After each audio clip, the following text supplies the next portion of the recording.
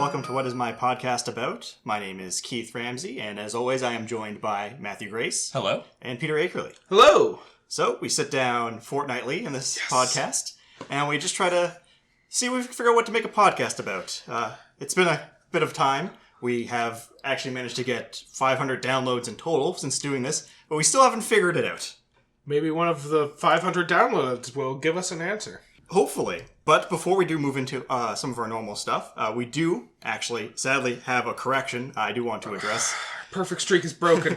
Now, this one came through on YouTube, and I forgot comments were on YouTube, because I normally turn those off, because who wants to deal with YouTube comments? It's a wasteland of human emotion. I don't recommend it. Yeah, but this correction was actually on the YouTube upload of our The Witcher episode. This one was from, it's got an accent, a Juk00. If we pronounce that wrong, correct us in an email. Yeah. Not on YouTube comments, because I cannot read those properly. If you're curious what email to send it to, it's whatismypodcastabout@gmail.com. Anyways, the correction was that when we were talking about the guy leading the army in the Witcher episode, according to him, the guy is the search for Ciri that leads the part of the Nilfgaardian army, isn't the Emperor. It's a low-level leader, Kalier. The Emperor is back in the Empire.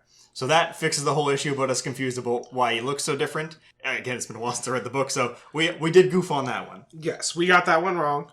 So. And there was no goof on my part then. Awesome. Matt was 100% right in all the things he definitively said during that episode. Possibly. All 5 things, sure. But that was the only correction we've received to date, so I guess that's pretty good. You know what? For, what are we on? Episode, 20-something? I believe this one we're recording here would be 23? Yeah, so for 23 episodes and only one mistake, I think that's pretty darn good. In other news, I would like to give some shout-outs, or as Peter so put it last time, call-outs. Yeah, we're going to call some people out. So, on Instagram, we, as we say, upload an image when we do the recording for the episodes with a hint on what the episode would be, and if you guess it correctly, we give you a shout-out. Now, no one guessed it correctly by the time we uploaded or finished recording the episode, so we had to save it for the recording of this one. But I want to give a special thanks to Cult Investigator, who gets half points. They said Sanic is in the movie, but Sanic is in the movie, but he's not the main topic of what we talked about. Tyler Langell guessed it correctly, and Yazoo Rose. Those are all their Instagram handle names. So you have been called out. You have 24 hours to respond. Let's start an internet feud. If people show up to my house, I'm not going to be happy. But yeah, that's kind of it for just giving some shout-outs and acknowledging that correction there. But since we last recorded, a bunch of interesting stuff has happened. So we did get some more information on the Series X, specifically that it has a function that if you buy a game on the Xbox One, they made it available that the game developers can choose if buying one version gives you the most advanced version for that copy. This was exemplified by the fact that CD Projekt Red announced that if you buy Cyberpunk for the Xbox One, when the Xbox Series X comes out, you will get that version of the game, no extra charge. Which kind of does away with Bethesda's whole business model of making people buy Skyrim as many times as possible. It'll be interesting to see how many companies choose to take up this opportunity. So far, CD Projekt Red is the only one who's actually come out and said this is functionality we're going to be using, but hopefully more developers start using that in the future, because it is a pain in the ass to buy a game you already own just so that you can play it on your new console. Yeah, and this is purely on the Xbox Series X coming out, so it's more so than not, Xbox has been having a very shift to being user-friendly, I found, and this does help with that gap period that most consoles have of when the new one comes out, there's nothing on it. Now, of course, they do have Game Pass, which should amend most of that, but this is another one of those ways where you don't have people stalling in the middle ground there and waiting to either pick up the console to get the best version or buying the previous version and not buying the new system. Yeah. So that should help with that. But this is kind of CD Projekt Red's MO anyways. There's also news recently, Good Old Games, GOG, where they recently changed their refund policy that if you've downloaded the game, played the game, you still have 30 days to return it full. Huh. So you get your full refund. Is there a limit on how long you can have played the game? Nope. It's if it's within 30 days of purchasing.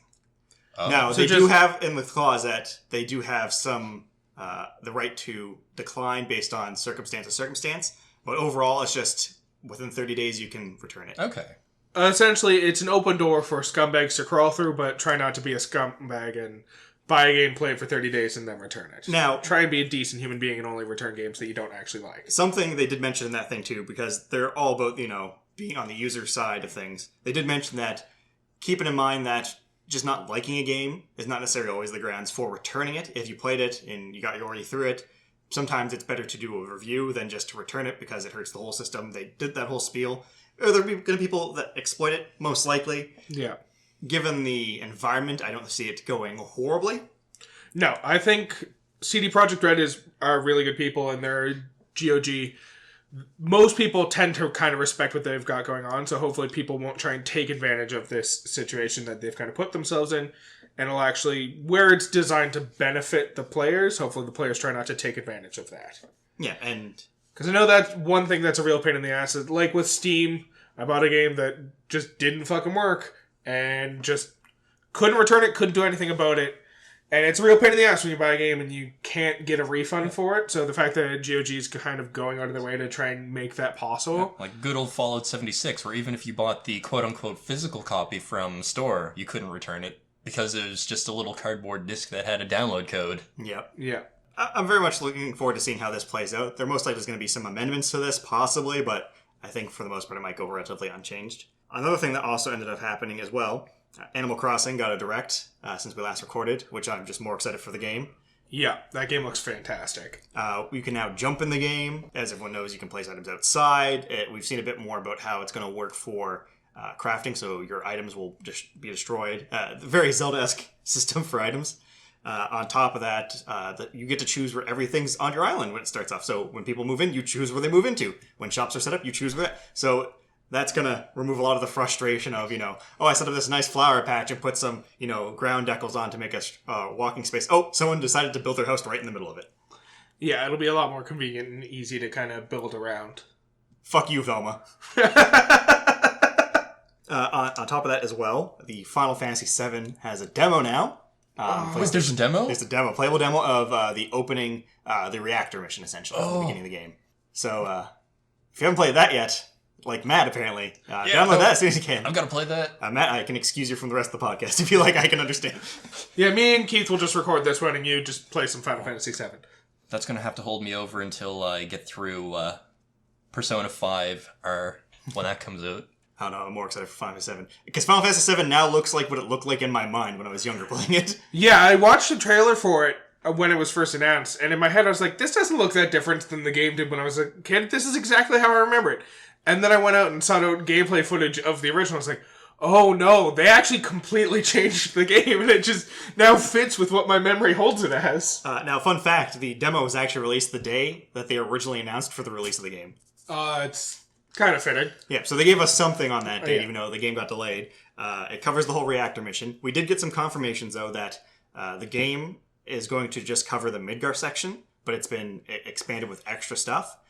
So what we have seen is, well, from what they've said, it's going to be the size of a standard Final Fantasy game, which means they took the Midgar section of the game, which is about 2-3 hours of the first disc. Yeah, thereabouts. And it now covers a full Final Fantasy's worth of stuff. Which makes me wonder how they're going to do some things, because there's some characters that, like, for example, Sephiroth, doesn't actually make an appearance in the first section, in the Midgar section anyways. Oh my god, you're right. We see his sword stabbed through Shinra, but we never actually see him. Yeah. But we know he's in the game. So there's going to be some changes, obviously, to the story, which I'm very much looking forward to. Midgar as a whole is more explorable. So there's just... I really hope Sony releases the information about the PlayStation 5, because if they don't, I'm probably going to buy PlayStation 4 when this happens. That's reasonable. Last thing in game news I have listed here. Halo Combat Evolve is now released on PC. Yes, it completely went under my radar that it showed up. Like, there were no big announcements for coming. It just dropped. Yeah, I just signed into Steam, and it was just a giant banner that said, it's live now. Oh! This does match with some information people were saying about projected timeline release, where Combat Evolve was speculated to be released in February, so it wasn't too far off. So with this being the case, it wouldn't be surprising if we saw Halo 2 out by June, just where the information that was speculated on that has seemed to be so far matching up. Right. That could change, but I think so far it's been looking like it's going to play out that way. But we still don't have Forge mode, do we? Maybe. I haven't fiddled around in that. I've mainly just been playing matchmaking. Fair enough. I'm more of a Halo 3 Forge person myself, so I'm more so going to jump on that bandwagon when that shows up. And last thing that happened in the meantime, what I kind of want to talk about, is we got some trailers for some new anime coming out. Specifically, Crunchyroll is doing an original series, and they've got Tower of God and God of High School, which are two Korean stories that... Yes, which I've been meaning to read for the longest time. They're amazingly good, and the fact that they're both getting an anime series is amazing. Some people are even saying, like, we're entering a new kind of, like, set for what anime is, essentially, where it's now these people that were doing the online comics that might not necessarily be part of an organization, that might be publishing individually, that are now getting picked up to be having their stuff turned into. Especially considering how successful Netflix has been with anime recently. And the fact that they have several really good anime like Violet Evergarden, which I just finished watching under one of my friend's recommendations, and it is phenomenal. Now, that's kind of pretty much all I had to talk about from what happened in the meantime. Do you guys got anything interesting? Not really. I'm rather dull outside of this myself. I mean, if that's the case, we can just get right into our topic. Yeah, I think we might as well announce what the topic's about in case no one figured it out. So would anyone like to describe what we have here on the table, which is in the photo on Instagram if you haven't seen it yet? Yeah, just look at our Instagram photo, but let's describe a couple of the things. So we have several novels. We have a copy of the iRobot DVD. We have the Player's Handbook for D&D, Hyrule Historia for Legend of Zelda. We have some engrams from Destiny. We got Cloud Strife from Final Fantasy VII, very fitting given how we've already devoted some time to talking about Final Fantasy VII. I sleep with it in my bed every night now. I don't doubt that for even a second. You might not want to touch it. I don't want to touch it. We have the Predator. We have, is that our boy Roy over there? Yeah, Amiibo. And then Simon Belmont. And a Sonic Screwdriver... Spoon. Sonic Spoon Driver. Sonic Spork? Okay. Sonic Spork Driver. Yeah. So, if those make no sense and you can't find the link between them... That's right, you guessed it. We've gone insane. We're talking about Brent Weeks again. No, this one is actually a suggested topic from one of our fans. One of our near and dear fans who we all know quite well. This email comes from a Thomas Shahan, if I think I'm pronouncing that right. I might not be. It looks like it's... Tomas Shahan. And he says, "Hi all, enjoying the podcast. My suggestion is sci-fi versus fantasy." And then he has several different questions that we're going to kind of go through over the course of the podcast. But as a heads up for what the three questions he asks are, what was better represented this year? What blends better with other genres? And what gives you more freedom for writing/world building? So thank you, Tomas. We'll try and answer your questions and give you a better idea about what the difference between science fiction and fantasy really is. So getting ready for this, I was thinking this was going to probably play more like our Marvel vs. DC episode, but as it went deeper, I realized this is definitely going to play out like our board game episode. Yeah. From just looking at, like, it's such a vast topic to cover. But we wanted to still go through it because it was an interesting one for talking about. I went and kind of did like a deep dive into the history of what is fantasy and what is sci-fi. And I actually learned some things about the genres that I wasn't quite aware of. So first off, the sci-fi genre has only kind of been around for like the last 300 years roughly. It was mainly popularized because of great scientific advancement in the time. The whole idea of sci-fi is what is possible with what we're finding. So that's why a lot of sci-fi will deal with space travel, technology, time travel, stuff as that. Just to exemplify some very famous sci-fi novels, there's Gulliver Travels. That was 1726. We have Frankenstein, 20,000 Leagues Under the Sea, Time Machine, Brave New World, 1984, I, Robot, Do Androids Dream of Electric Sheep, Hitchhiker's Guide are just some prime examples of sci-fi. Whereas on the other end, fantasy is as old as mythology. Yes. It goes way back. Some popular modern versions of fantasy we've seen is The Christmas Carol, A Little Mermaid, Lord of the Rings, Alice in Wonderland, Peter Pan, The Wizard of Oz. And that's where we get into the rules of what makes each one specifically. And really, it's more of the definition. There's a few things that need to be there for it to be either one. But more so, it's what they don't have that more so makes the genre. So, for example, sci-fi has to be rooted in scientific theory. Whether that theory can be correct or not is kind of irrelevant. Are we going to reach a point where, we can upload our brains into a robot that looks exactly like us and function perfectly normal? Potentially. Potentially, and that's the premise of a sci-fi story. Is that everything is grounded in actual science, but there's a possibility of expansion on what science we know. Well, it's a lot of, these are scientific developments going on, what's the further conclusion of it? So when we started working on the space race and trying to get to the moon, science fiction authors started looking, well, what's the next step after getting to the moon? Is it going to other planets? And we started hearing about stories about people space traveling to Mars and colonizing Mars. Is it going to other galaxies and stuff like that? And that's where we get all these intergalactic stories. It's taking science that exists in our world right now and kind of figuring out what process might happen through the advanced research of this topic. Yeah, and another example of that is when the Industrial Revolution happened and, manufacturing and all that stuff, that's when we started focusing on robots and machines and what's possible. Like, what is the Everyman going to have? Flying cars and stuff like that. Yeah.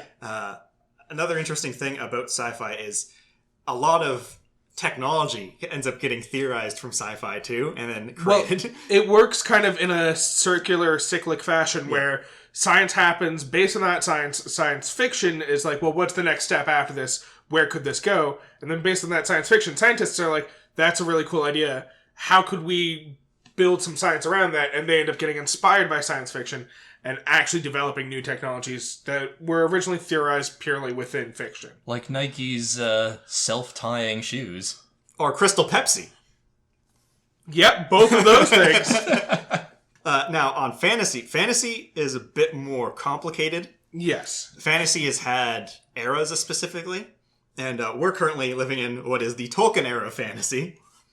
But essentially, as I said, fantasy has been old as mythology itself, though it's not mythology. No. So, for example, the Epic of Gilgamesh, Beowulf would not be classified as a fantasy story. But lots of fantasy is rooted within mythology, and that they take our mythological beliefs and twist them on their head to write fictional novels based within those. Exactly. And the thing I found interesting is there's a rule, one of the rules that are kind of specific to both of them, though I don't know how hard you can play with these or if they're set rules, but sci-fi must always be rooted in our reality, whereas fantasy cannot.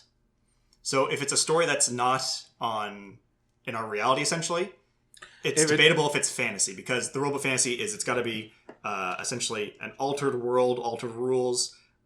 Reality is different from ours. That's the aspect of fantasy. Fantasy is pretty much created from the ground up. Some examples of things that you could argue certain ways, but they apply as fantasy. Wizard of Oz, Peter Pan, Alice in Wonderland. Narnia. Lion, the Witch, and the Wardrobe. The idea is that these are fantasy stories is because it's people being pulled into that fantasy world that's not ours. Yes, there's some sort of parallel boundary. Yeah, A Christmas Carol is him being pulled into other times within our own kind of reality. Through the use of magic and all that stuff. But then things that have supernatural elements would not be considered fantasy in a sense. So, for example, if we talk about ghosts specifically, that's not fantasy necessarily. No. That's more of superstition within our world, Bigfoot, stuff like that. Because while it's not something that can be proven by science, it's not exactly like magic. And it's rooted within our reality as well. Yes. Yeah. You can have a ghost in a fantasy setting, but just a ghost itself is not a fantastical thing.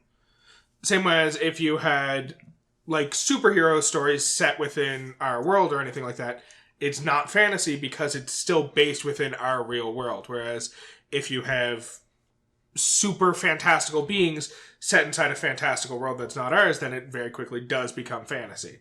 They're just different concepts. Fantasy doesn't work with trying to base it within our real world. Not to say that it hasn't been tried before. We have quite a few examples of them using our world and fantasy together, but usually there's some sort of fantastical thing that makes it not our world anymore, and that's why it works. An example would be Bright, where it's our world, but it was smashed into a fantasy world. Yeah. So it's not exactly in our reality anymore at that point.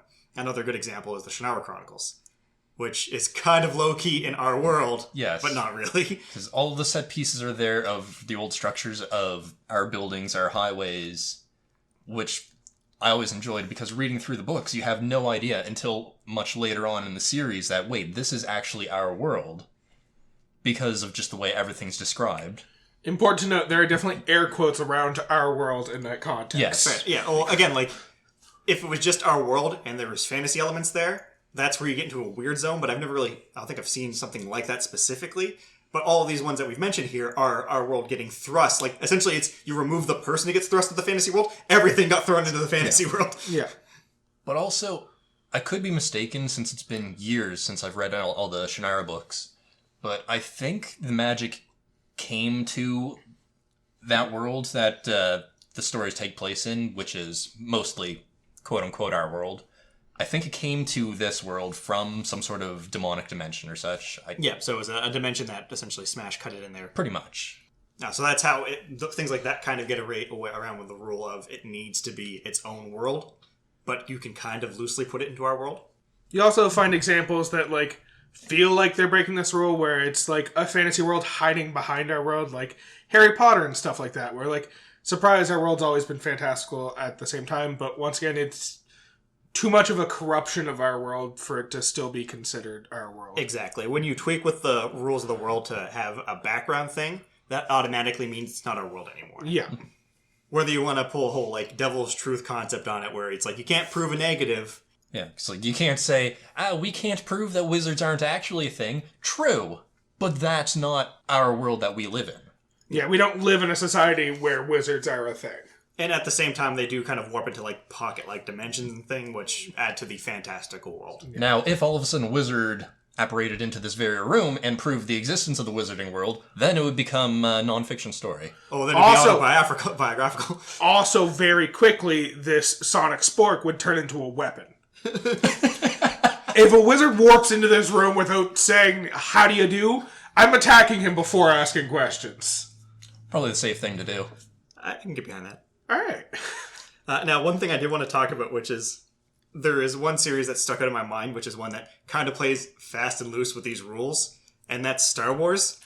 See, my thing is, I am unwilling to call Star Wars science fiction. I see why a lot of people think of it as such, but it does too much to kind of take itself away from any sort of scientific rigor. Yeah, I'd much prefer to call it a science fantasy, if anything. It's a space opera, is what it is. It's just a fantastical story set in a sciencey world. Well, that's the thing. A lot of people's knee-jerk reaction is, it's in space, it's sci-fi, which isn't the case. Spaceships, space battles, there's aliens, there's robots. And that's very much true. And there's other series like that, too, like the Warhammer 40k universe. It's not sci-fi. That's 100% fantasy. Yeah, there's, as we've already said, nothing about fantasy requires it to be set in, like, olden times when only bows and swords exist. The nature of fantasy just requires other elements, whereas the nature of science fiction requires this kind of scientific explanation for everything. Science fiction needs to be rooted in science in our world, whereas fantasy needs to be a world created from the ground up with its own rules. Like midichlorians. But we're not going to talk about it. But the thing I found funny about this was the original Star Wars trilogy was very much, you could say, 100% fantasy. But then George Lucas started throwing in science fiction elements into the prequel trilogy. Oh, absolutely. The original was 100% pure fantasy set in a space location. Whereas the prequels, he tried to go back and was like, no, it was science fiction all along. Here's the scientific explanation for everything that you saw. Here's how laser swords work. Yeah, because here's how the magic force works. The rule was, like, Jedis were kind of magic in the first one. But then he made it science-based, where, like, the best way to describe it is the way the midichlorians work and how they work within it. I guess I'm talking about it now. But essentially... I forced the topic! You are manipulating your midichlorians to affect other midichlorians, which I guess kind of makes it a psychic ability? Yeah, kind of. Yeah, just no. Regardless... And funny enough, psychic is actually a science fiction concept, not a fantasy concept. Regardless, we can answer this one definitively for today. Star Wars is not a science fiction topic. You can argue about whether or not it's pure fantasy or whether it has other elements blended in, but it is definitively not a science fiction. Yeah, but it definitely leans way more heavily to the science fiction. Earth isn't a concept in it. If Earth does show up, that's going to piss a lot of people off probably anyways.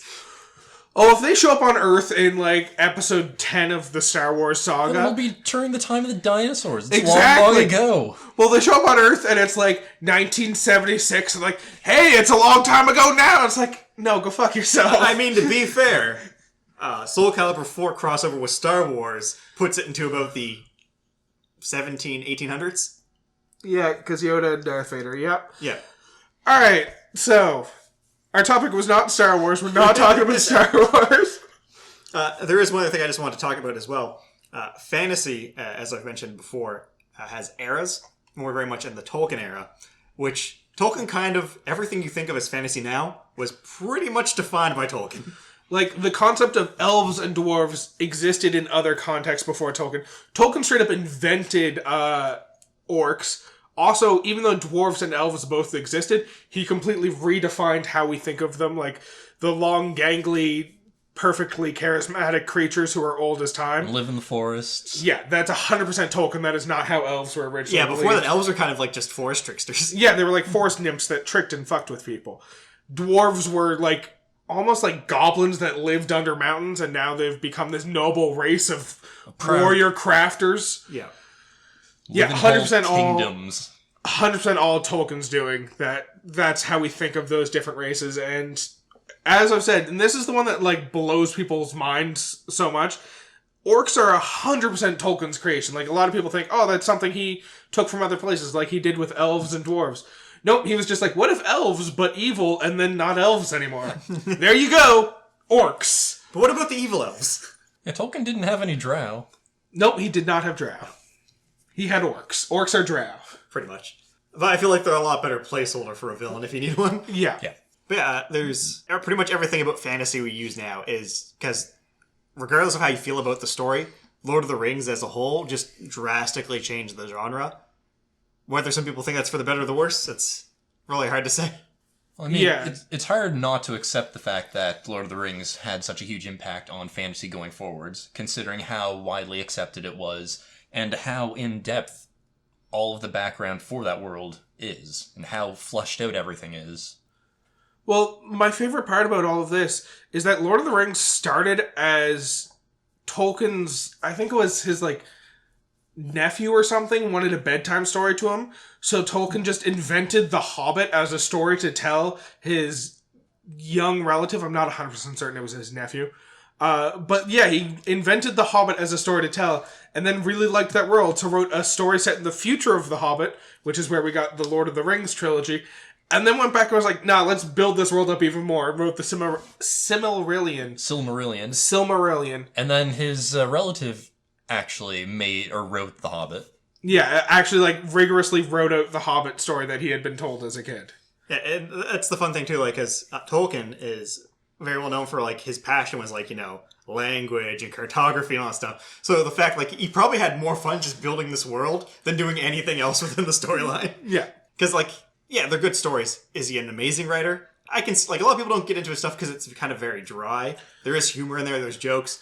But he's not, like, an enthralling writer. His, like, the reason the Lord of the Rings is so what is because the world is so built out that you feel the impact and the connection as you go through the story. Things feel like they have a purpose and you're drawn to them. Yeah, it can be, for lack of a better term, it can be a bit of a kind of plod to get through the story at certain points. It's very dryly written, but the world structure is just so well made that it kind of encourages you to keep reading just to feel how the world evolves around you through the story. Yeah, and another example of this, what people might think too, is the Game of Thrones series, where a lot of people will consider the books very dry and bland, but the world is so well thought out, built up, that it's hard to not get drawn into it and, like, feel like, oh, I need to know what happens next because it feels so built up and purposeful.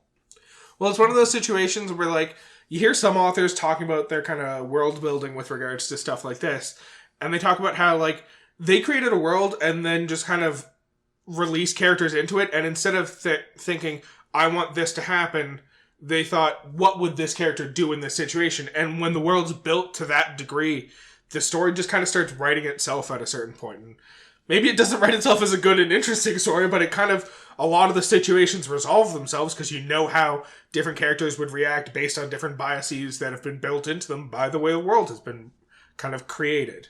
Oh, of course. With that being said, I think we're maybe in a good position to address one of Tomas's 3 questions for us. The one about world building, now that we've started talking about world building. I think, hands down, just due to the concept of it, fantasy is probably the best suited for making a world and creating a story in it. Because everything is pick and choose. You get to decide every little aspect of this world. What creatures exist? What people exist? What's the world look like? What abilities? What are the rules? Whereas with sci-fi, you have... I mean, I guess it depends on what you want to consider easy. Sci-fi, you just need to think of an interesting concept and how does that affect this world. Yeah, you have set guidelines that you need to adhere to. So I think that you can expand on. if the freedom of it depends on what you mean by which is better for world building. I think fantasy definitely gives you a lot more freedom for world building, but I think science fiction's a lot easier to do with the world building because you're taking a pre-established world and maybe just advancing it 100 years, like introducing a technology and seeing how that technology affects the world that already exists. Like I said, you already have a set of rules or guidelines that you must follow, whereas fantasy, you're the one making up the rules, so what's to stop you from going completely off the deep end and making something incoherent? But I find that also kind of works in reverse. In both of them, you have a lot of freedom. Like, let's say you want to introduce the means to communicate instantaneously across vast distances. In science fiction, you have to involve some sort of kind of faster-than-light communication, and you have to come up with a rigorous explanation behind that. Whereas in fantasy, you just get to say magic. You get to talk magically with someone across the world.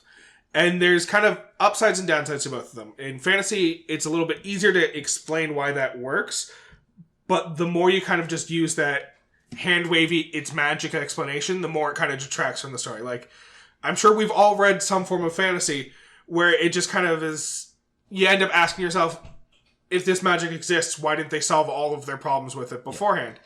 A lot of times with science fiction, because the rules have to be written about how this science works, it becomes a lot easier to understand, well, here's why they didn't do it that way. Whereas when you just say magic, it's a lot harder to explain why you weren't using this magic all along. Yeah, magic can be an easy trap if you're going the fantasy route because some people think, oh, it's magic, I can do whatever. But I feel like if you look at any of the good like fantasy stories, there's a set rule for how magic works. Because you need that rule set in there in order for there to be guidelines. Otherwise, you can throw anything at any situation. It kind of removes the danger or the risk. Whereas if there's rules, you're like, oh, I know that they can't do this for this reason. Yeah, like I'm personally a much bigger fan of fantasy than science fiction, and I always enjoy any fantasy story that has a definitive hard magic system, where all the limitations are explained forthright.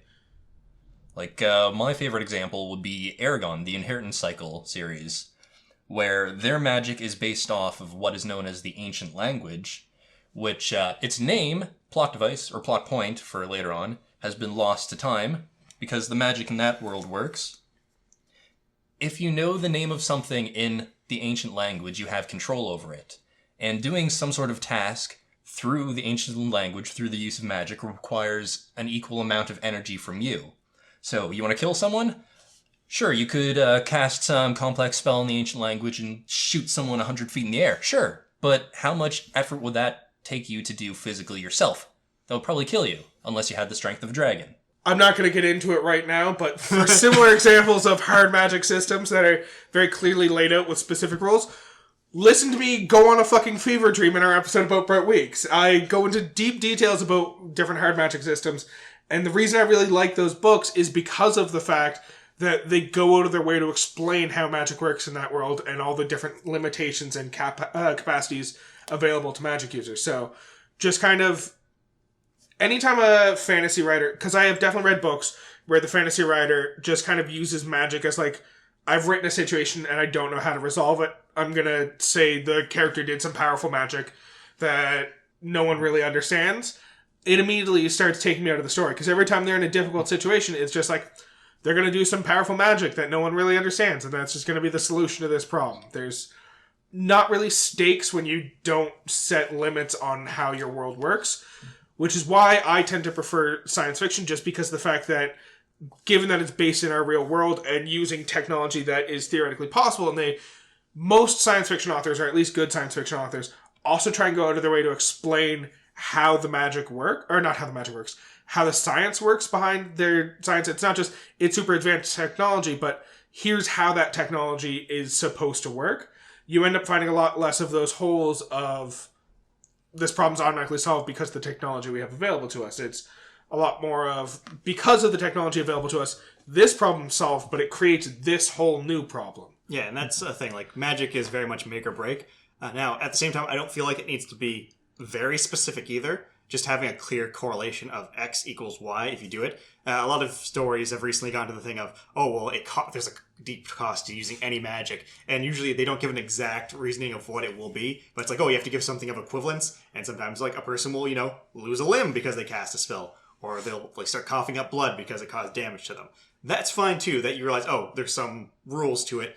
There's not to define what the correlation is going to be, but you got to know that every time you do this, there's a great risk because of it. On the side of sci-fi, though, sci-fi is something I do very much enjoy. I feel like I lean more to the fantasy side of things, though. But just the concept, I feel like sci-fi tends to rely more on the character or humanity, so yourself, in a reflective way, whereas fantasy is more of the exploration in the world. More off, like, fantasy, you tend to remember the worlds a lot more in depth than the characters, whereas I find the reverse. I find that's partly because the worlds tend to be a lot more colorful and fantastic. It's a lot easier to remember something vividly that is just sensational as opposed to something from science fiction where, yes, that's a really cool moment, could be a really epic moment or something really interesting, but it's more grounded in something that's a lot more believable. Well, my whole thing... So, first of all, just to come out and say it so no one starts getting mad at me in the comments. I love both fantasy and science fiction. I think they're both phenomenal. Don't get me wrong, I like myself a good science fiction also. I personally give science fiction a little bit of an edge. Mostly because I hear you both going towards fantasy, and now I have to play devil's advocate. I'm honestly perfectly down the middle. It's just different things. Like, so far we've been talking about the world building. Yeah. When it comes to world building, fantasy's hands down is my thing. When we actually get into the stories, I find, fantasy gets into the very generic issue, whereas sci-fi has such a... Even though, fantasy has everything available, it all kind of goes into the same concept. Where sci-fi, it's more of, depending on what your sci-fi element is, there's so many different things. Yeah. For example, Ready Player One is an example of one of them, where the whole thing is pretty much, VR internet, where you integrate fully. That adds a whole new dynamic and problems you have to solve in a story that's interesting, as opposed to Blade Runner, for example, where it's the only difference in the Blade Runner universe is there's space travel and androids. How does that affect the world? Androids look a lot like humans, which makes people a little bit distrustful of androids. Regardless, there's also... So to go back to what I wanted to say, you were saying a little bit about how fantasy tends to have these really fantastical worlds, and it tends to be the worlds you remember about fantasy, whereas with science fiction it tends to be the people.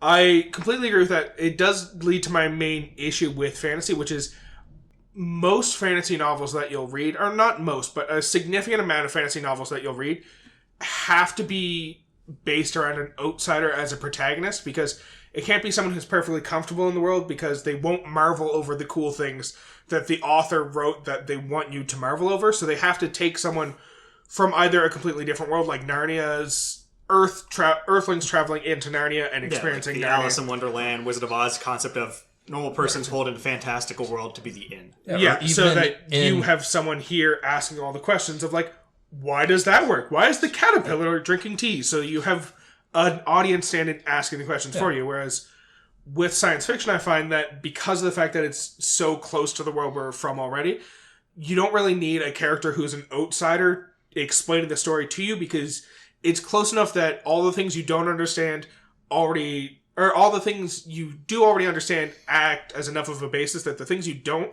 you can kind of pick up through context as time tends to go on. Yeah, I never really thought about it that way, but looking back again on Aragon, the main character Aragon, he was just a simple farm boy who grew up in his village. He's never seen anything about the rest of the world. And then, even in Lord of the Rings, Frodo. Again, just a hobbit who grew up in Hobbitown and knows nothing about the outside world. Exactly. You have Harry Potter. It's a muggle boy who's surprised is the most powerful wizard of all time, and he's never known because he was raised as a muggle. Star Wars Luke Skywalker, just a moisture farmer. Who surprised was the most powerful Jedi of all time. Yeah, and that's the thing. Who just wanted to go to the Tachi station to pick up some power converters. And that's the thing I was talking about, too, where fantasy feels like it's almost locked itself into only using the hero's journey for its story. Yeah, you need to have a character who's an outsider as your protagonist, because if you have a fantasy world and you don't have a character asking those questions or marveling over the things that are different from our own, your audience isn't going to be as enveloped with the world. You need a character enveloped in the world for you to feel enveloped in the world. Now, sci-fi doesn't always necessarily go this route, of course, but I feel most sci-fi, when it's done, has you asking questions about it, which inevitably ends up revealing the concepts to you anyways. So you'll introduce kind of things that seem normal and the person won't bat an eye to it, but you as the reader are the one who starts thinking about it. And that's kind of the basis of most sci-fi in a sense. My favorite kind of evolution of that is always the characters, like oftentimes, and it's not always the case, but oftentimes in science fiction, the story will go kind of the opposite direction, where it'll have the main character be someone who's so familiar with this technology that they're like, they don't think about it at all. Like Ready Player One, for example, the main character of that book is a character who's so already into that VR world that he doesn't feel the need to like marvel over any of the like cool aspects. They just kind of introduce cool aspects, but he's a character who's so familiar with it that he's just like, yeah, I don't care anymore. Let's just get moving. Let's win this race so that I can get me some coins to go to the next world. Of course, and that can actually lead to some of the interesting concepts of things. So in the aspect of someone who's so well versed in it, you can end up making that the conflict story. Minority Report comes to mind, where the whole concept of the pre-crime unit is so ingrained to him, he has no doubt about it, and that's what leads to the conflict of the story, when that little crack starts showing of, maybe there's something wrong with this system, and that's what starts the whole adventure of the story. Another good one, there's a sci-fi story called Daemon that I read. It's a book, doesn't have anything else, sadly. It's very good, though. But the whole concept is, there's this kind of like genius guy who ends up creating kind of like a network system. He knew about his death, and he started putting plans in motion because of how smart he was. And the thing that makes the story great is it's in that transition period where it's not too far in the future, but he was the cutting edge of this technology. So things are happening, you're like, how is this even happening? But then the story kind of reveals these like sci-fi elements of it as it goes through, as this man has been dead for a week, and he's already holding people hostage, and the world's like in a dangerous spot, and he's killing people if they don't do specifically what he says. Yeah, there's a lot of things I really like. For instance, on Netflix right now, the second season of Altered Carbon just came out. Yeah. That's a fantastic story. It's based around the idea of people essentially getting one of their spinal columns replaced with what essentially amounts to a high-tech USB drive, which stores their entire consciousness on this kind of stack, as they call it. And so the main basis of the story is just the idea of, if that technology existed, what would come about that? And you have characters who become ultra rich, who just keep cloning themselves and moving their stack into it so they can live hundreds of years. And you end up having characters who find ways to corrupt the code, and you find out when children die, they're just moved into a new body. And interstellar travel is easy now because you're not moving the body, you're just transferring that code across the stars. It's very fascinating. I won't get into the main plot of the story, but it's the idea of, here's a new technology that doesn't exist, but like, we can understand how it would exist based on the technology we currently have. What are the consequences of this technology existing? And a big thing that I find is becoming a concept in most science fiction as well is the dystopian future. Yes. Because if there's one thing we love about our science fiction, it's how we fuck it up. Yeah, it's always, technology was invented to make life easier, immediately makes life easier for 1% of the world, and so much worse for literally everyone else. Also, specifically, if it was a science fiction written in the early 2000s, it's also about teenagers. Yes, it's about teenagers and about how they have to fight back against a corrupt government by kissing real hard while shooting arrows from their magic bows. Funny enough, that is more than one series. Yep.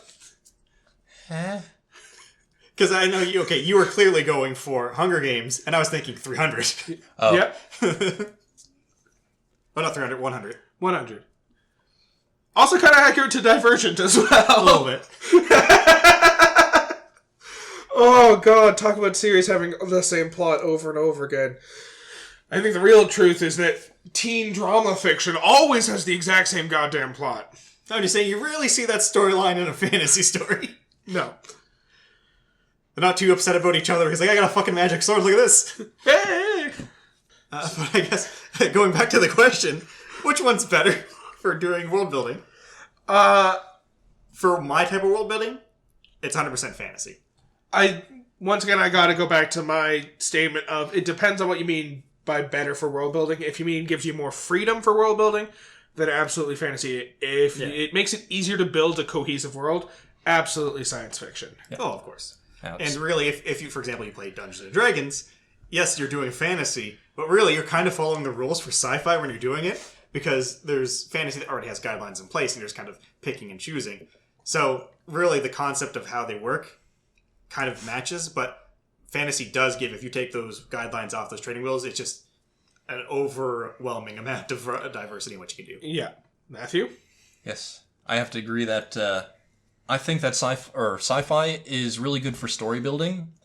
Not so much the world, though, because the world, more often than not, is just our world, but expanded on with more technology or other such similar things. Whereas fantasy is an entirely new world, an entirely new perspective that you might not have thought of before. So it just opens up a whole new realm of possibility. I would say you're reading very limited amounts of science fiction, but whatever. Do we want to move on to one of the other two questions? Sure. I guess we can go into a question about what blends better with other genres. Yeah, we've already kind of touched on this a little bit. Yeah, because you can do...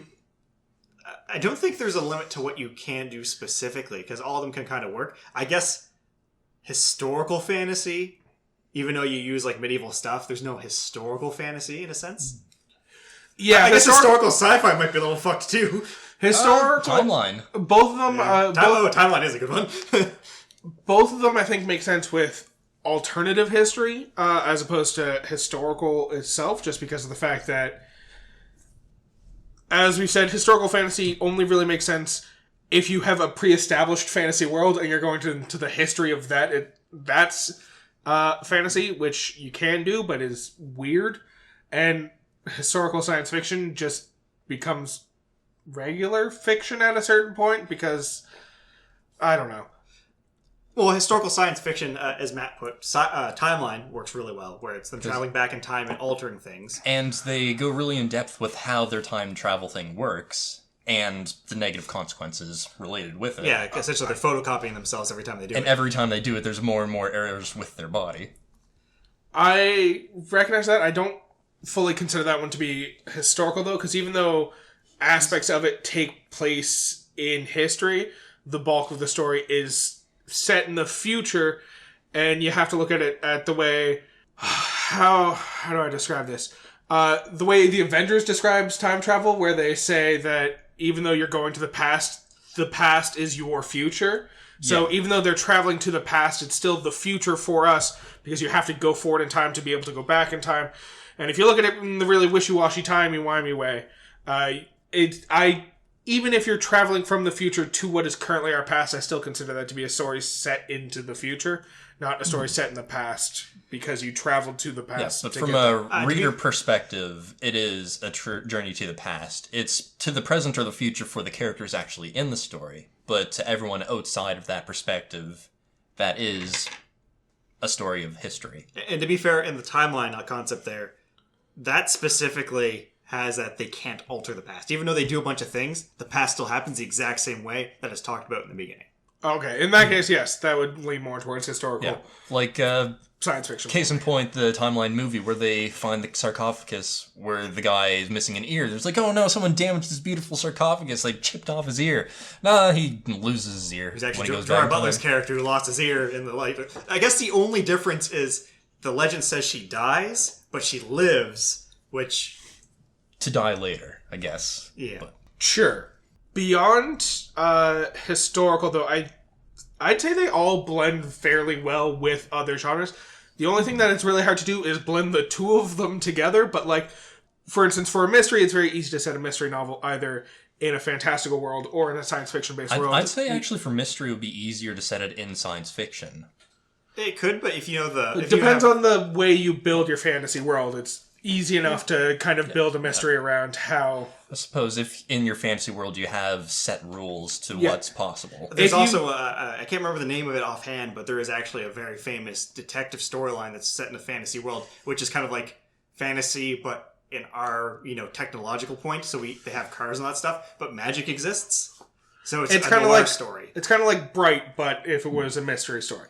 The trick to writing a mystery fantasy novel is you have to set out to write a mystery fantasy novel or a mystery fantasy story. You can't just set out to write a fantasy world and then construct a mystery story within there. You have to kind of go into it knowing what you're doing, so you create the limitations in order for the mystery to exist. Yeah, and that would be like if you're going to use magic in that fantasy world, you have to have the rules very defined, because then it makes the murder mystery super easy to solve. Well, not solve, but hard. It's easy to say, like, oh, it was a closed room. How'd they do it? Clearly the person knows magic. Yeah.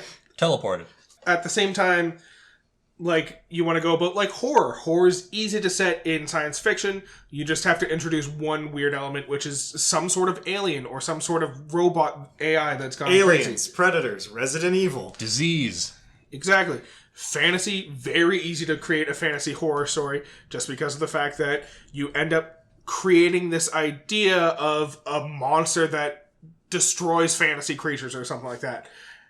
Or just a necromancer with a bunch of zombies and skeletons and crypts and stuff. Because, yep, the dead is scary. I would probably, if we had to choose one to be better for blending with other genres, I'd probably, once again, side with science fiction just because with any of these fantasy novels, you do kind of have to, or fantasy stories, you have to go into it with the plan of creating a fantasy mystery or a fantasy horror or whatever, so that you create those limitations when you're creating the world, whereas when you're creating a science fiction mystery or something, rather than building your world around the idea of this being a mystery, you just have to build your mystery elements around the fact that they're going to go into a science fiction world. And also, since the science fiction world, again, has to be based more on what we're familiar with, the fact that you're writing a horror story, it's going to resonate closer to the readers who are more familiar with the world that it's taking place in anyway. I would almost argue that there's no, genre that can't be mixed with it. I feel like both would mix easily because they're kind of almost their own thing outside of genre, in a sense. So it's more of you're writing a detective story in a fantasy setting. It's almost, I guess, a setting is the best way to put it. Yes. It's a setting more so than anything else. Yeah. So to say a genre mixes better or worse with it, it's kind of a moot point and it's hard to argue either way. Yeah. All right, last but not least, which one was better represented in 2019? So, to be fair, the exact wording of the email is, which was better represented this year, but given that we received that email in 2019, and we're not going to talk about the first 2 months of 2020 in which we got better representation, we're going to talk about which just got better representation in 2019. So I guess a very important question that this comes down to is, do we consider the Avengers universe sci-fi or fantasy? I definitely do not consider the Avengers sci-fi. I also don't consider them fantasy because they do go out of their way to try and ground it in a real world. Well, you see, the issue with, I guess, comic books in general is they're both. Yes. Yeah. They're sci-fi and fantasy. They're fantastical science And fiction. they also added in magic. Yeah. As soon as they added Doctor Strange into the cinematic universe. They add in magic. They add in fantasy countries like Sarkovia that don't actually exist. But at the same time, they also go to their way to have technological heroes who they ground all of their abilities within science. Yeah. It's like Tony Stark, the original Iron Man movie. I would have called that a sci-fi. Oh, yeah, definitely. So, I think We have to remove the conversation. we have to ignore the Avengers universe. It doesn't count as either. It does not affect which one was better represented. At the same time, if we're going to talk about which one was better represented, we should probably talk about the worst representation of either in 2019, which was the final season of Game of Thrones, which was not well liked by a lot of people. And depending on who you ask, Star Wars. And yes, also Star Wars.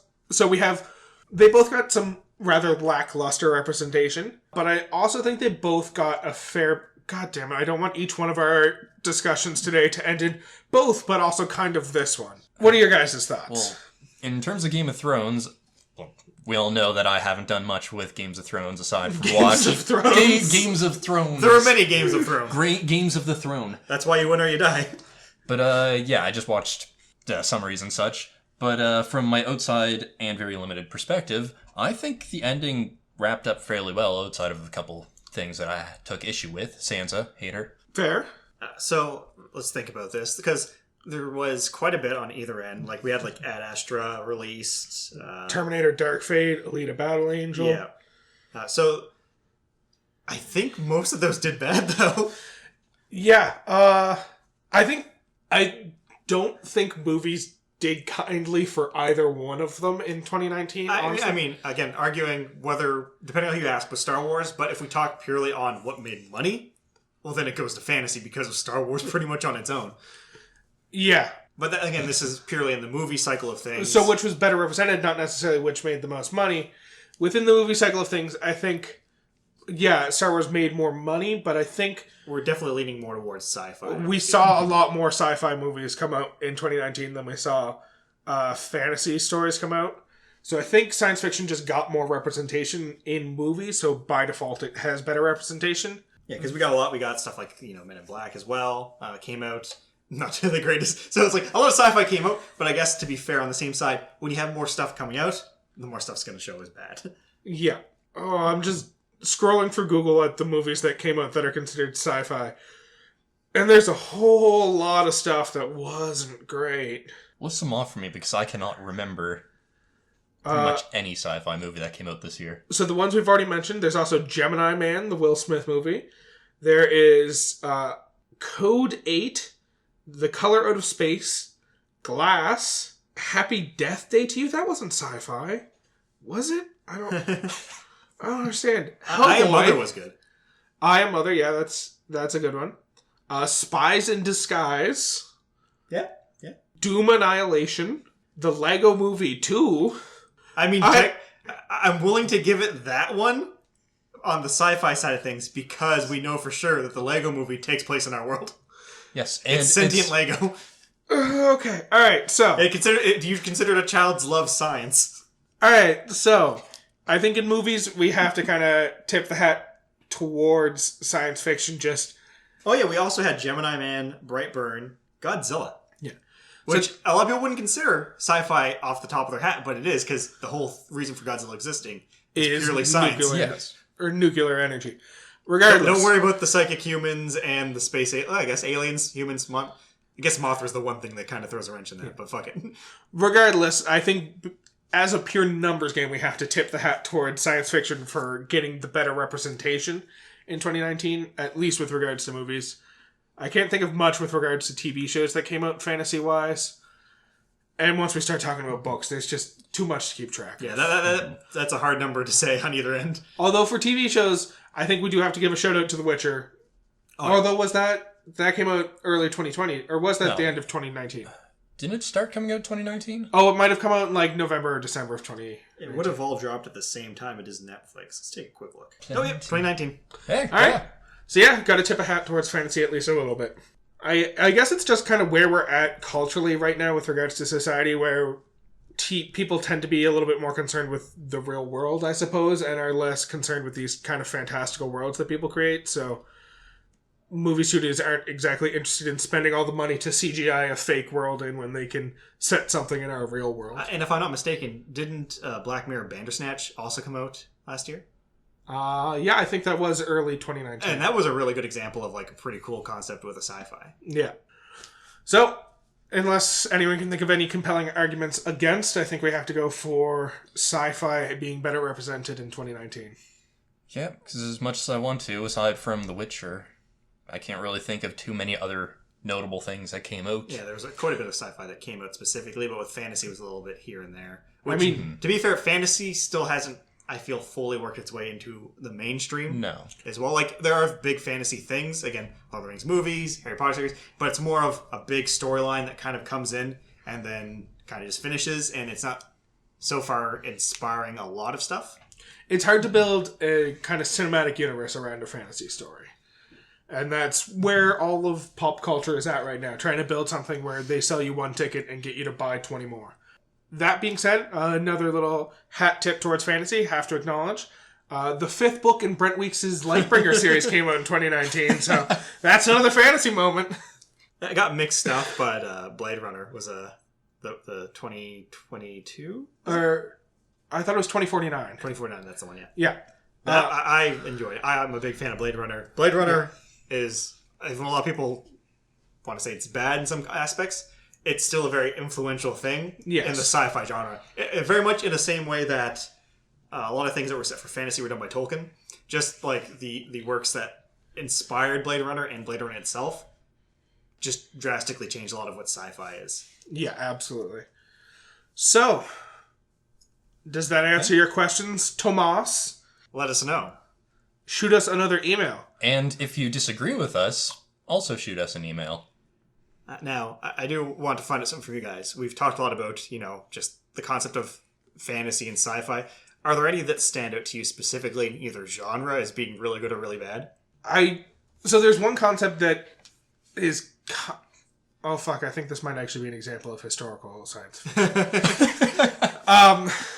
There's one story that's been told like 3 different times in 3 completely unrelated movies. Cinderella? No, Ronan. Nazis on the Moon. What? There's been, I think it's 3 separate movies have been released in like the past decade that tell the story of Nazis who participated in the space race, landed on the moon, and then created a secret warbase on the dark side of the moon and have been growing the Aryan race there for the past 20 or 30 or 40 or 50 years, seeking to come back, and it usually sets it in like 1980. Those are pretty terrible, so I'll give that one a shout out for bad science fiction. No, is it bad as in like the story is bad, or like does it do that so bad that it's good? Oh, so bad that it's good. Well, I gotta admit, I did not see that coming. Podcast. No, we're going to talk about... I don't know if I'd classify this... It's probably more sci-fi, just to how they do it, but there's some fantasy elements to it. But The Lost Skeleton of Cadavra... I am not aware of that one. Oh man, The Lost Skeleton of Cadavra, it's a movie from like 2004, I think, where they filmed the movie on a very cheap budget and made it look like a 50s B movie. So it's shot in black and white, but it's in the year 2000 when they made this. And they have some of the best cheesy swindly lines, but essentially it's all these people end up coming to this mountain to get... it's a special stone or something. I can't remember the name of it. It's Rarium or something like that. Unobtainium, yes, regardless. But there's a scientist and his wife. There's another scientist. There's aliens who crashed onto this area, and this stone is the only thing that can fuel their ship. But when they crashed, a mutant got out of their ship, and it's killing people.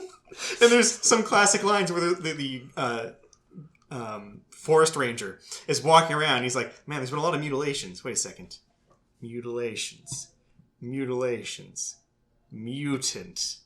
What? And then he makes the logical jump from mutilations to mutants? Yeah. Oh my god. That's not a thing. That is old Batman logic there. Or freaking there's a part where the scientist ends up becoming bad. Oh, did I mention there's a magical skeleton in the mountain that commands people to do things in its bidding? What? I assume based on the name Skeleton of Cadavra, then yes, there is a magical skeleton, but yes, go on. But anyways, the other scientist is by himself when he's going into the forest to see if he can find this stone.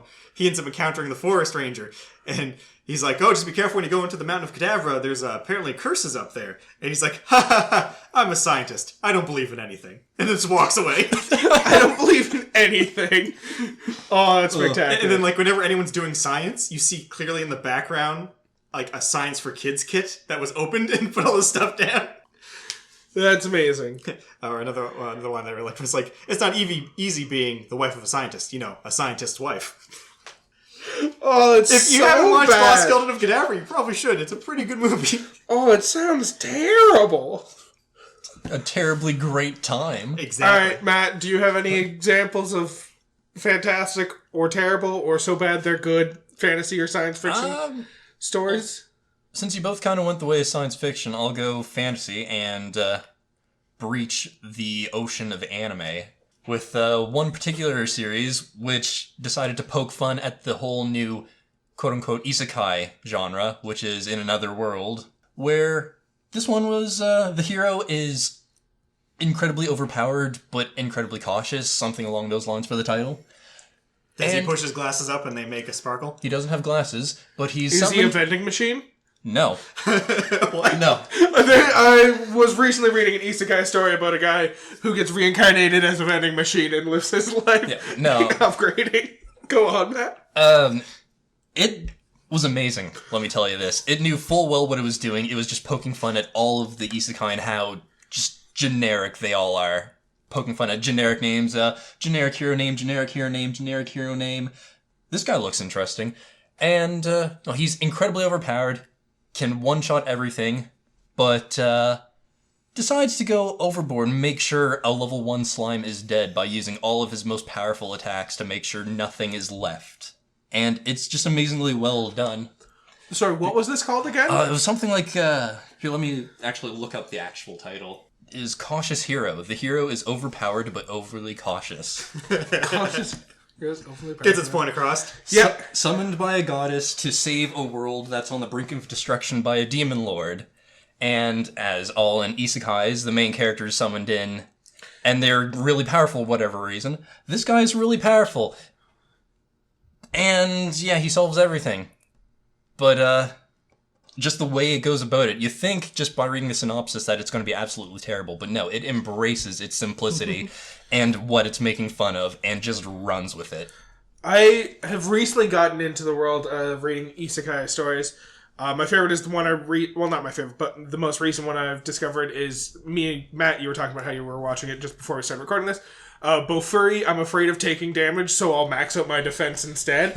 And it's about a girl who starts an online RPG, or MMORPG game, and puts literally every single one of her points into defense, to the point where she can only walk, she cannot move at anything faster than a slow walk, but literally can't take any damage at all, and just gains levels by having random forest critters smash their head against her until they die.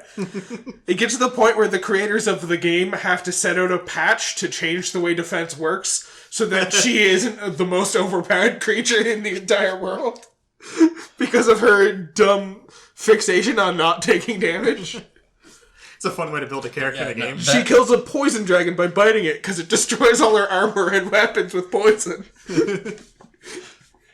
And she learns the Devour skill because of it. Yeah. Oh my. But, no, the isekai genre has become overly saturated with, very generic stories, though. Well, that's what happens with most storylines. Something gets popular, And then everyone wants to cash in on that slice of pie, so they write their own ever so slightly tweaked version of the original story.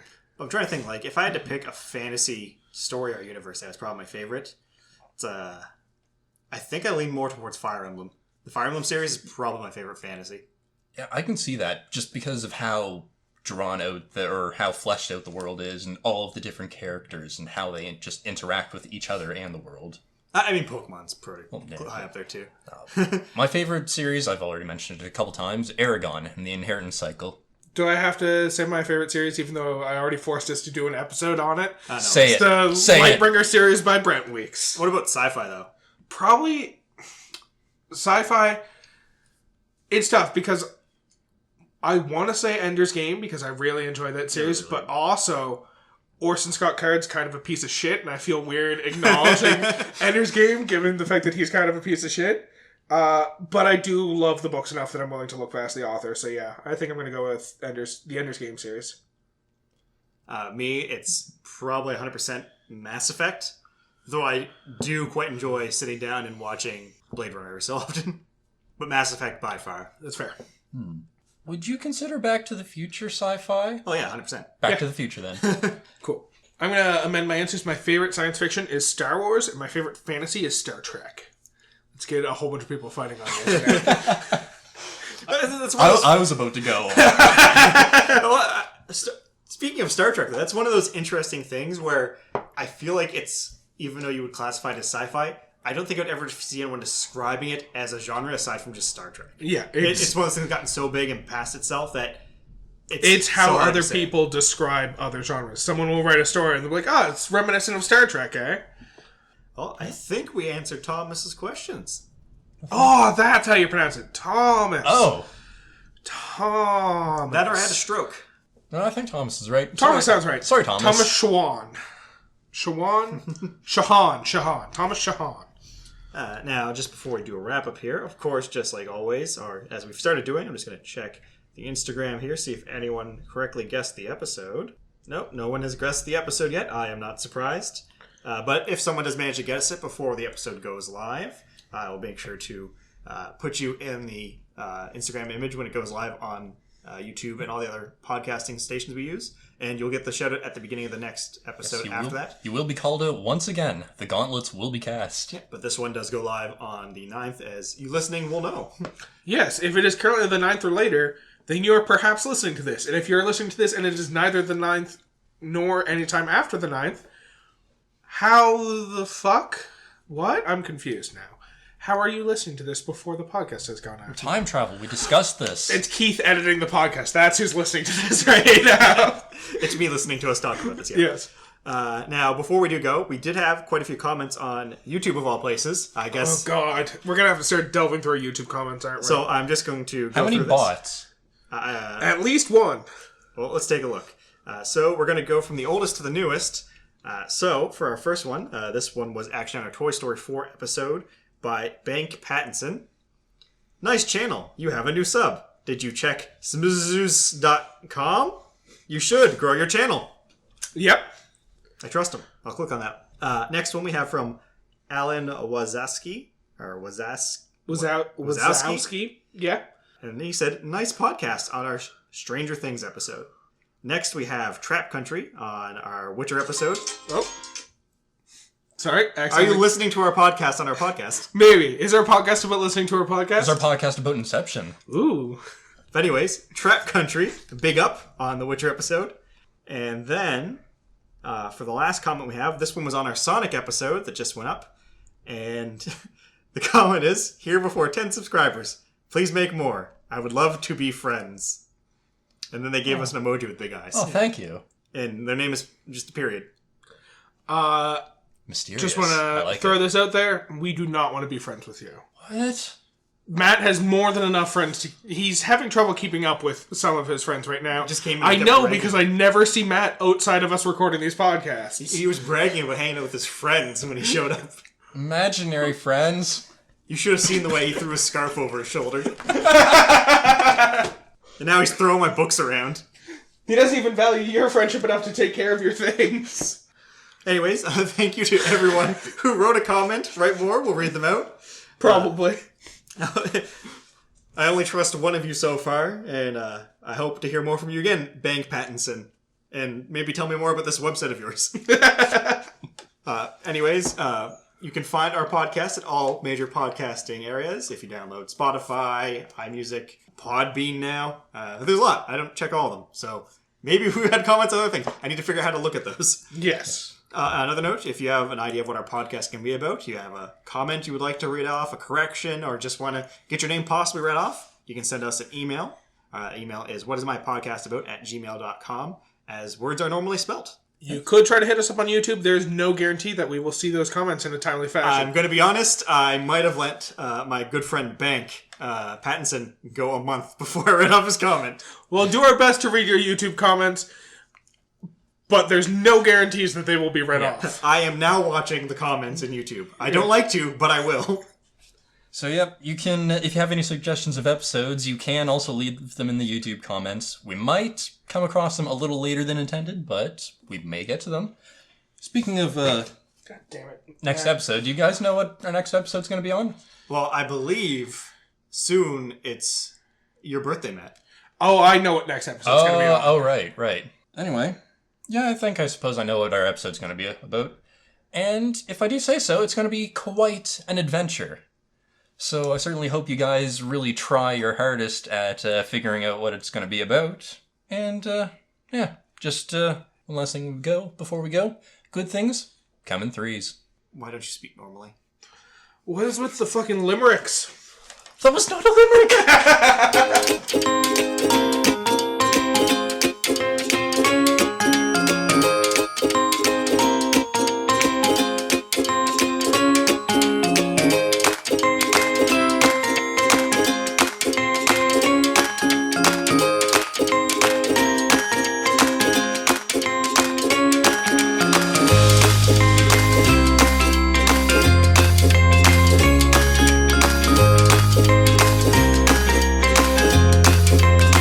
You've considered a child's love science.